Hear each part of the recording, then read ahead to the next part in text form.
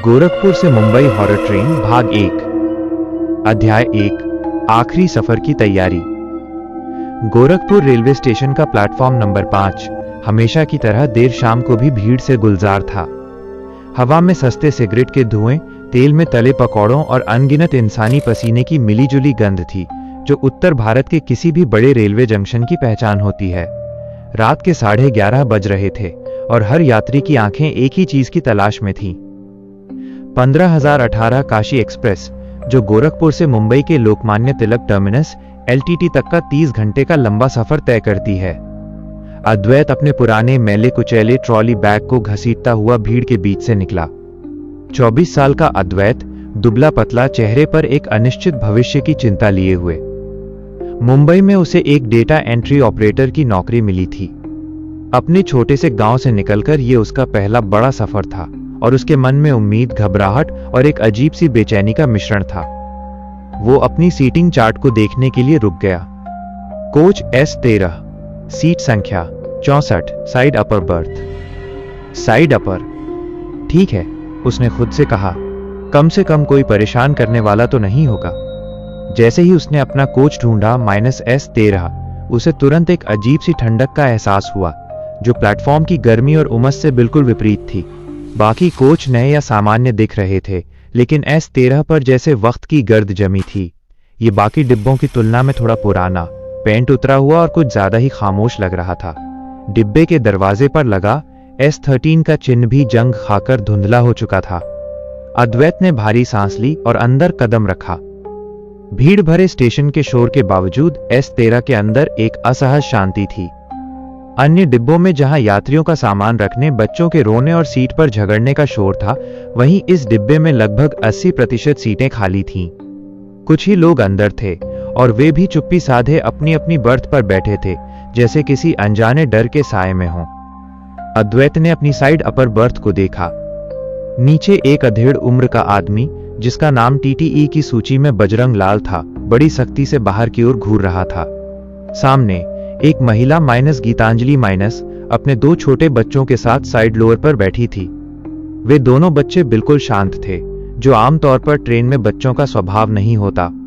अद्वैत ने अपना सामान ऊपर रखा और बर्थ पर बैठ गया। ठीक रात के 11:15 पर एक लंबी उदास सीटी की आवाज आई और ट्रेन ने धीरे धीरे एक थके हुए जानवर की तरह गोरखपुर स्टेशन छोड़ना शुरू कर दिया। जैसे ही ट्रेन ने रफ्तार पकड़ी, बजरंग लाल ने अचानक अपनी आवाज में बुदबुदाया, चल दी, एक और सफर इस मनहूस डिब्बे का।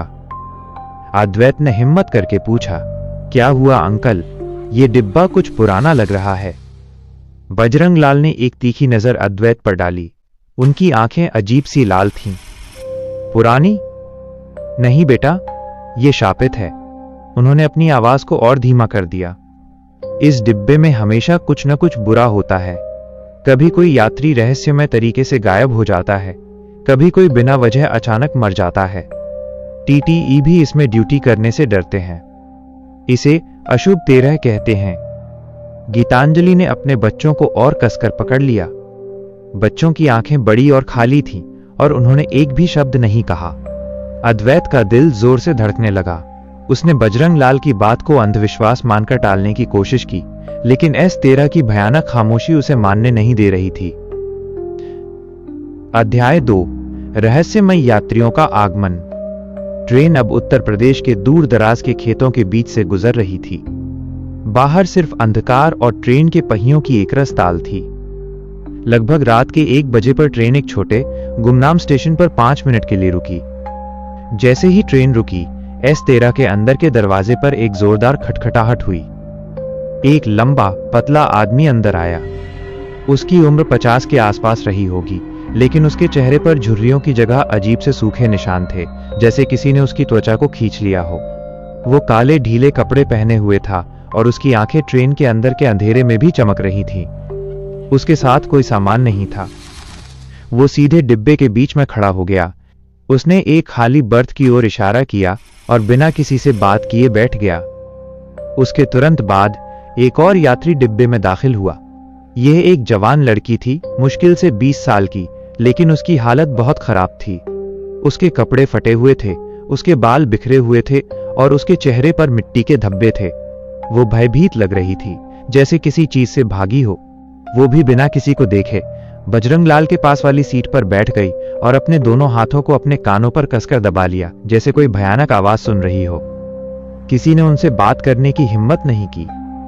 S13 में अब केवल 12 यात्री थे, लेकिन डिब्बे की हवा भारी हो गई थी, जैसे कोई अदृश्य बल हर किसी को दबा रहा हो। अद्वैत ने बजरंग लाल से फुसफुसाकर पूछा, ये कौन है? इनके पास तो टिकट भी नहीं लग रहा। बजरंग लाल ने डर से कांपते हुए कहा, इनकी टिकटें TTE कभी चेक नहीं करते। ये लोग हमेशा आधी रात के बाद ही इस डिब्बे में आते हैं और सुबह से पहले ही गायब हो जाते हैं। तभी बजरंग लाल के ठीक बगल में बैठी उस जवान लड़की ने अचानक अपने कानों पर से हाथ हटाए और एक डरावनी मर्मभेदी चीख मारी, नहीं नहीं, मुझे मत मारो, मैंने कुछ नहीं किया। वह हवा में हाथ पैर मारने लगी, जैसे किसी अदृश्य हमलावर से लड़ रही हो। उसकी आंखें छत की ओर घूर रही थीं, जहां कुछ भी नहीं था। गीतांजलि के बच्चे भी अब सहम कर रोने लगे। बजरंग लाल और अद्वैत ने मिलकर उसे पकड़ने की कोशिश की, लेकिन उसमें अचानक एक अमानवीय शक्ति आ गई थी। वो आ रहा है, द डार्क राइडर, वो हम सबको मार डालेगा, वो चिल्ला रही थी। अचानक पतला सूखे निशान वाला आदमी अपनी सीट से उठा। वह लड़की की ओर बढ़ा। उसके चेहरे पर कोई भाव नहीं था, लेकिन उसकी आंखें खतरनाक थीं। उसने लड़की के कंधे को छुआ। स्पर्श होते ही लड़की तुरंत शांत हो गई। उसकी आंखें खुली थीं, लेकिन अब उनमें कोई जीवन नहीं था। वह एक मृत वस्तु की तरह सीट पर गिर पड़ी। पतले आदमी ने लड़की की ओर देखा, फिर धीरे से वापस अपनी सीट पर चला गया। क्या हुआ इसे? अद्वैत घबरा गया। बजरंग लाल ने कांपते हाथों से लड़की की नब्ज चेक की। ये मर चुकी है। पूरे S13 में सन्नाटा छा गया। एक स्वस्थ जवान लड़की बिना किसी चोट के, बिना किसी संघर्ष के, बस एक स्पर्श से मर गई थी। अध्याय 3, द डार्क राइडर। ट्रेन अपनी गति से भाग रही थी। अब वो मध्य प्रदेश की ओर बढ़ रही थी। बाहरी दुनिया से उनका कोई संपर्क नहीं था।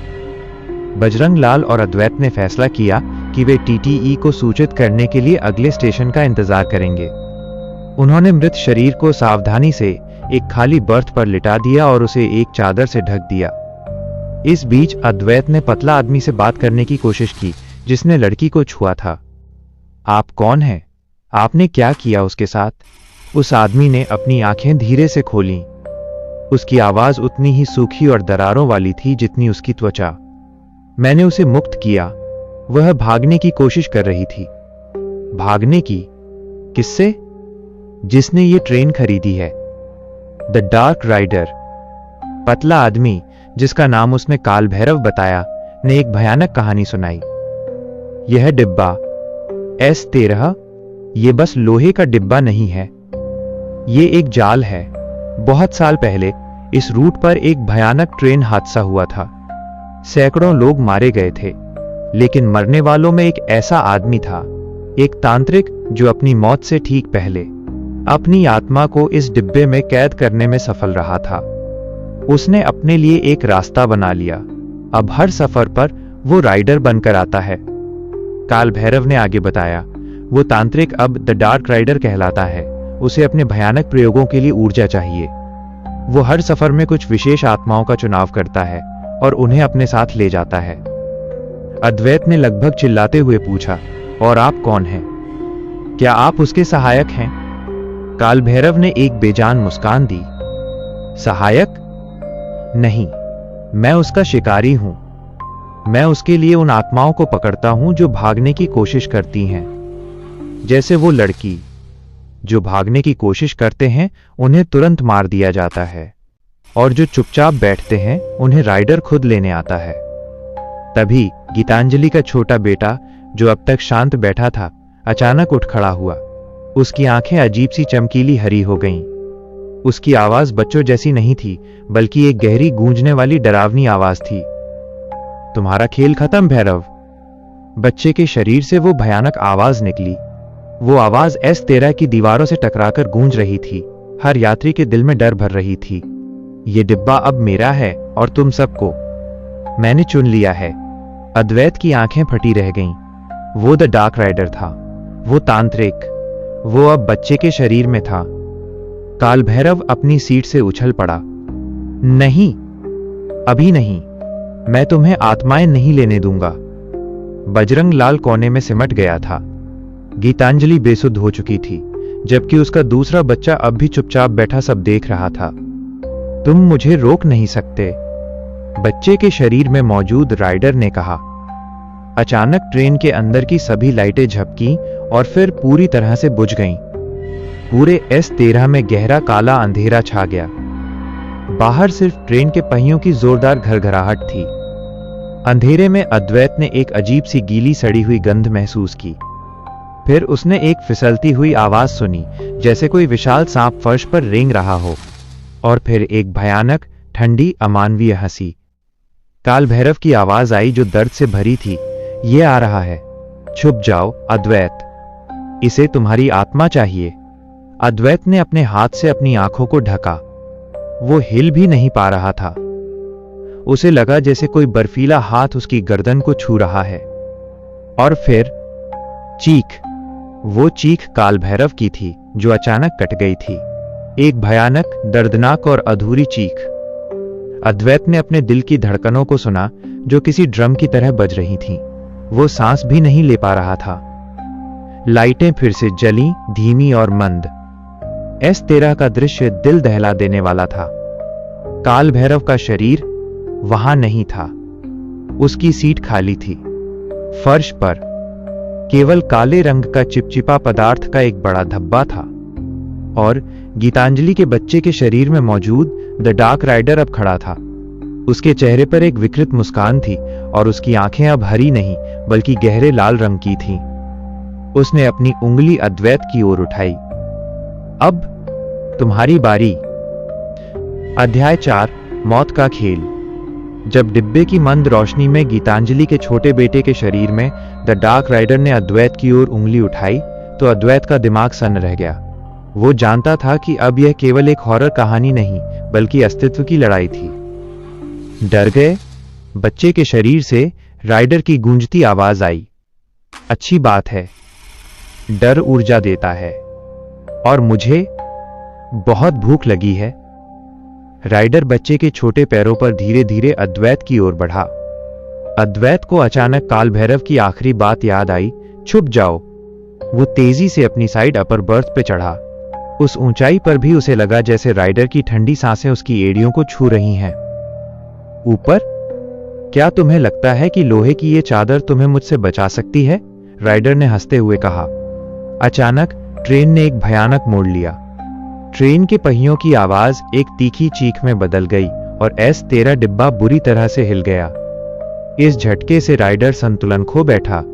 अद्वैत ने इस मौके का फायदा उठाया। वो तुरंत बर्थ से कूदा और उस खाली सीट की तरफ भागा जहां मृत लड़की का शरीर चादर से ढका हुआ था। तुम कहां भाग रहे हो? राइडर की आवाज अब गुस्से से भरी थी। अद्वैत ने फर्श पर से काल भैरव के शरीर का अवशेष, चिपचिपा काला पदार्थ उठाया। उसे याद आया कि काल भैरव ने तांत्रिक मामलों में कुछ विशेषज्ञता दिखाई थी। उसने उस पदार्थ को अपनी हथेली पर मथा। जैसे ही राइडर अद्वैत के पास पहुंचा, अद्वैत ने उस पदार्थ को राइडर के चेहरे पर यानी बच्चे के चेहरे पर फेंक दिया। जैसे ही वो काला पदार्थ बच्चे को छुआ, बच्चे के शरीर में एक जोरदार बिजली का झटका लगा। बच्चा चीखने लगा, लेकिन वो चीख बच्चे की नहीं थी, बल्कि किसी जलती हुई आत्मा की थी। राइडर बच्चे के शरीर को छोड़कर हवा में ऊपर उठा। अब वो कोई रूप नहीं था, बल्कि काले धुएं का एक घूमता हुआ भंवर था, जिसकी केंद्र में लाल जलती हुई आंखें थीं। तुमने मेरे शिकारी को इस्तेमाल किया। राइडर की आवाज अब पूरे डिब्बे को फाड़ रही थी। तुम अब सबसे पहले मरोगे। धुएं का भंवर अद्वैत की ओर तेजी से बढ़ा। अद्वैत को लगा जैसे उसका शरीर एक बर्फीले पानी के टैंक में डूब रहा हो। उसकी सांसें रुक गईं। उसी पल बजरंग लाल, जो कोने में सहमा हुआ था, ने अपनी हिम्मत बटोरी।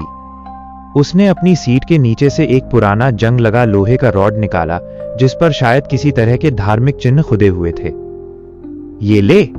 बजरंग लाल ने कांपते हुए रॉड को धुएं के भंवर की ओर फेंका। रॉड जैसे ही धुएं से टकराया, एक भयानक चमकीली चिंगारी निकली। धुएं का भंवर पीछे हट गया, जैसे उसे किसी गर्म लोहे से छुआ गया हो। तुम एक साधक हो? राइडर की आवाज में आश्चर्य और क्रोध था। बजरंग लाल, जिसकी आंखें अब आंसू और डर से भरी थी, ने कहा, मैं सिर्फ एक यात्री हूं जो अपने डर पर काबू पाना चाहता है। यह रॉड मेरे दादाजी की थी। वो एक पुजारी थे। उन्होंने कहा था, जब भी S13 में बुरी आत्मा आए, लोहे को आग दिखाओ। राइडर का धुएं का भंवर एक कोने में सिमट गया। बच्चे का शरीर फर्श पर गिर गया और अब वो वापस गीतांजलि का बेटा बन चुका था, बेहोश और पीला। अध्याय 5, तांत्रिक का इतिहास। ट्रेन अब खंडवा के करीब आ चुकी थी। सुबह होने में अभी भी घंटों बाकी थे। अद्वैत और बजरंग लाल अब S13 के एकमात्र जागरूक यात्री थे। गीतांजलि अपने दोनों बच्चों के साथ बेहोश थी। मृत लड़की का शरीर अब भी बर्थ पर था। अंकल, आप जानते थे कि यह होने वाला है? अद्वैत ने हांफते हुए पूछा। बजरंग लाल ने अपने माथे से पसीना पोंछा। हां बेटा, मैं 20 साल से इस रूट पर सफर कर रहा हूं। मैंने अपनी आंखों से इस डिब्बे की कहानियों को हकीकत में बदलते देखा है। वह 1988 की बात है, जब यह डिब्बा पहली बार अशुभ हुआ था। एक तांत्रिक, जिसका नाम रुद्र नारायण था, अपनी साधना के लिए मुंबई जा रहा था। वो S13 में था। दुर्घटना हुई और रुद्र नारायण का शरीर जल गया, लेकिन उसकी आत्मा ने अपनी सारी शक्ति इस लोहे के डिब्बे में डाल दी। वह इसे अपना स्थायी आसन बनाना चाहता था। लेकिन काल भैरव कौन था? काल भैरव रुद्र नारायण का शिष्य था। वो अपने गुरु को इस कैद से मुक्त कराने की कोशिश करता था, लेकिन रुद्र नारायण की शक्ति इतनी बढ़ गई थी कि वो डिब्बे का मालिक बन गया। रुद्र नारायण अब राइडर है और वो हर सफर में नई आत्माओं को इस डिब्बे में बांधता है ताकि उसकी शक्ति बनी रहे। बजरंग लाल ने आगे बताया, उसने कल रात की लड़की को मार डाला क्योंकि वो भागने की कोशिश कर रही थी और काल भैरव ने उसे पकड़कर रुद्र नारायण को सौंप दिया। रुद्र नारायण ने काल भैरव की आत्मा को भी सोख लिया जब वो तुम्हें बचाने की कोशिश कर रहा था। तो अब हम क्या करें? क्या हमें सुबह होने का इंतजार करना चाहिए? अद्वैत ने निराशा से पूछा। सुबह होने का मतलब है मुंबई, और मुंबई पहुंचने से पहले रुद्र नारायण को अपनी भूख मिटानी होगी। बजरंग लाल ने रॉड को कसकर पकड़ते हुए कहा। वो डिब्बे के गर्भगृह में है। बजरंग लाल ने S13 डिब्बे के सबसे अंत में, जहां आमतौर पर वॉशरूम और बिजली का पैनल होता है, की ओर इशारा किया। रुद्र नारायण ने अपनी आत्मा को उस मास्टर कंट्रोल पैनल में बांध रखा है। वहीं से वो इस डिब्बे को नियंत्रित करता है। हमें उसे नष्ट करना होगा, हमेशा के लिए। अध्याय 6, आखिरी दांव। अब ट्रेन की गति थोड़ी धीमी हो गई थी। शायद वो किसी बड़े स्टेशन की ओर बढ़ रही थी। अद्वैत और बजरंग लाल ने एक योजना बनाई। मैं उसे भ्रमित करूंगा, बजरंग लाल ने कहा। तुम्हें उस पैनल तक पहुंचना होगा और उसे तोड़ना होगा। लेकिन वो धुएं का भंवर, वो हमें छू भी सकता है। रुद्र नारायण की शक्ति लोहे के डिब्बे के अंदर सबसे ज्यादा है, लेकिन वो बिजली और शुद्ध अग्नि से डरता है, जो रुद्र नारायण की मृत्यु का कारण बनी थी। हमारे पास बिजली का पैनल है और तुम्हारे पास ये। बजरंग लाल ने अद्वैत के हाथ में ट्रेन में इस्तेमाल होने वाला एक भारी आग बुझाने वाला यंत्र, फायर एक्सटिंग्विशर, थमाया। तुम इस पर कुछ काली हल्दी और अभिमंत्रित भस्म लगाओ। यह इसे अस्थायी रूप से पवित्र कर देगा। तुम्हें उस पैनल को तोड़ने के लिए इसकी जरूरत होगी। अद्वैत ने कांपते हाथों से आग बुझाने वाले यंत्र पर मिट्टी लगाई। जैसे ही वे वॉशरूम के पास पहुंचे, डिब्बे में फिर से अंधेरा छा गया। इस बार यह पहले से ज्यादा घना और भयानक था। अंधेरे में अद्वैत ने राइडर की ठंडी, भयावह फुसफुसाहट सुनी। तुम इतनी जल्दी क्यों में हो? मेरे शिकार? क्यों नहीं? धीरे धीरे मरते हो।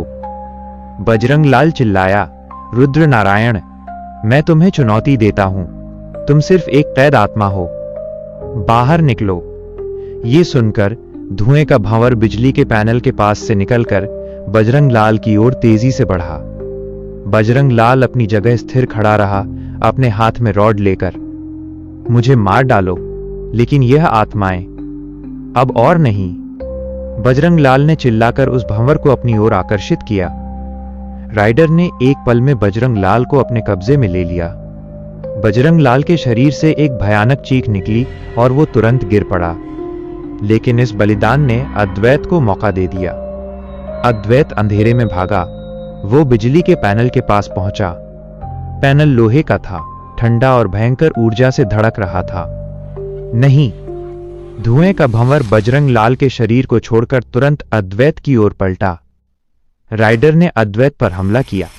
अद्वैत को लगा जैसे हजारों बर्फीले सुइयां उसके शरीर में एक साथ घुस गईं। उसके फेफड़े जलने लगे। लेकिन अद्वैत ने अपनी सारी ताकत बटोरी। उसने उस अभिमंत्रित किए गए आग बुझाने वाले यंत्र को उठाया और पूरी ताकत से पैनल पर दे मारा। धमाका! आग बुझाने वाले यंत्र ने पैनल पर लगी धातु को तोड़ दिया। अंदर से तारों का गुच्छा बाहर निकला और जोरदार चमकीली नीली बिजली पूरे डिब्बे में दौड़ गई। बिजली के झटके से S13 में भयानक रोशनी हो गई। वो धुएं का भंवर जो राइडर था, बिजली के पैनल के टूटने पर चीख उठा। वो चीख इतनी भयानक थी कि डिब्बे के सारे शीशे चटक गए। रुद्र नारायण की गूंजती आवाज अब टूटने लगी। नहीं, मैं कैद रहूंगा। फिर बिजली ने उस भंवर को अपने अंदर सोख लिया। एक अंतिम भयानक गरज हुई और फिर पूरी शांति। ट्रेन की लाइटें सामान्य हो गईं, पहले की तरह तेज और चमकदार। अध्याय 7 गंतव्य। सुबह के 6 बजे बज रहे थे। सूरज की पहली किरणें S13 डिब्बे में पड़ रही थीं। ट्रेन ने कल्याण जंक्शन पार कर लिया था और अब मुंबई की ओर धीमी गति से बढ़ रही थी।